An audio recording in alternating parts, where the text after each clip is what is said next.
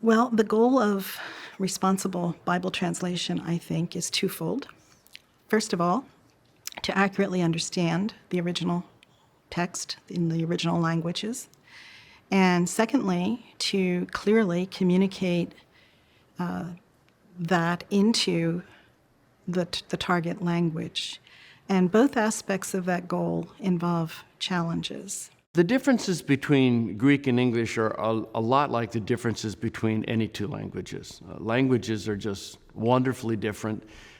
God did an amazing job at Babel at mixing and confusing, and they can be so different. But if you want to pick specifically Greek and English, number one thing would be inflection. Inflection is when the form of a word changes because of its function or its meaning. So we say dog, dogs. The S to make it plural is inflection. We say prince or princess. We change the ending based on gender. Pronouns are mostly inflected. He, him, she, her, that kind of stuff. We don't inflect much. Greek inflects all over the place. There's all these endings on verbs and nouns that change. And that is what can give a little bit of confusion to people trying to use word study books and things like that. The other main difference is word order. In English, we use word order to determine function. So if I say the dog bit the cat, we know the dog did the biting because it comes before the verb. We know the cat is what receives the biting because it comes after the verb. So we use word order to determine. Greek doesn't. Greek uses its endings, mostly its case endings. And the normal order of a Greek sentence is conjunction, verb, subject, and direct object. But you have to be careful of saying normal because you can almost never find it.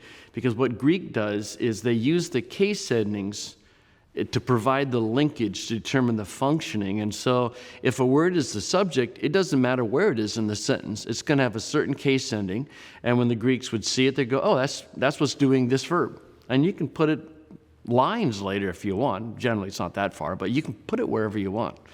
So the word order to an English speaker seems to be all jumbled, and the tendency is just to translate in the order in which the words appear, and you can't do that. Okay, where's the nominative case is called? Okay, that indicates it's the subject, and so the word order is interesting. What it gives Greek, though, is the ability to do something that's really hard in English, and that is at a nuanced level to add emphasis. You know, we say, for by grace we've been saved. And so we can move the order around in English for emphasis. But Greek does that all the time. And it tends to move the more important words to the front of the sentence and the less important words to the end of the sentence. And because it's an inflected language, it can do that. So there's a whole level of meaning in word order in Greek, but it's not the way we use word order in English. So those are some of the big differences. You cannot just plug in words from one language into a sentence of another language and have it come out meaning anything, really.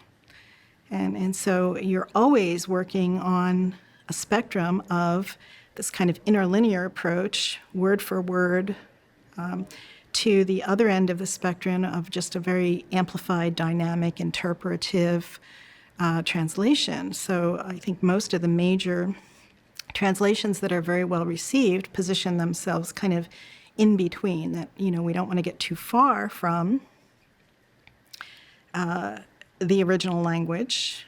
We don't want to amplify it as an amplified Bible approach would do. But we also want it very much to be a natural English syntax, and that the words correspond as closely as possible, even while recognizing that the word in the original language may have an additional nuance or something that the corresponding word in the English language doesn't have. In John 2, Jesus says to his mom, woman, what do these people have to do with me? She's asking him to take care of the wine problem. And you read that and you go, oh, that's rude. I would never call my mom woman. Well, in the Greek, it's not pejorative, it's not demeaning, it's just a normal address. And she look at it and go, how do I translate that? It's so idiomatic, it's so kind of tied into first century Greek and how it's used that it's really hard to bring it out. And so what you'll see is some translations say things like dear woman. One translation just skips it altogether because there's simply no way to say the same thing in English.